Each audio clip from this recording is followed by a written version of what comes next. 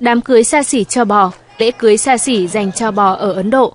Đám cưới đặc biệt này dành cho cặp bò có tên là Arjun và Poonam được tổ chức long trọng với hơn 300 người dân tham dự tại ngôi làng Bhanagar ở bang Gujarat, Ấn Độ.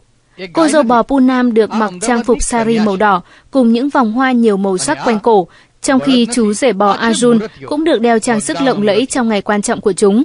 Lễ cưới của cặp bò do một tổ chức từ thiện trong làng tổ chức nhằm phản đối nạn xả thịt bò ở Ấn Độ, một quốc gia với phần lớn theo đạo Hindu. Theo ước tính của các nhà tổ chức, lễ cưới dành cho bò có tổng chi phí lên tới 1,8 triệu rupee, tương đương 5,8 tỷ đồng. 24મી માર્ચે 3 બેન્ડ અને 300 જેટલા મહેમાનો સાથે પૂનમની જાન નીકળી. સામાન્ય રીતે પુરુષની જાન નીકળતી હોય છે, પરંતુ અહીંયા એક ગાયની જાન નીકળી. વાજતે ગાજતે ઢોલ નગારા સાથે પૂનમ નામની ગાયની અમદાવાદથી જાન નીકળી અને બગદાણામાં યોજાયો લગ્ન સમારંભ. વિધિવત રીતે ગાયના લગ્ન કરવામાં આવ્યા. કન્યાદાન થયું તો વિદાય વેળાને પારખી ગયેલા અબોલ પશુની આંખમાંથી અશ્રુધાર પણ વહી.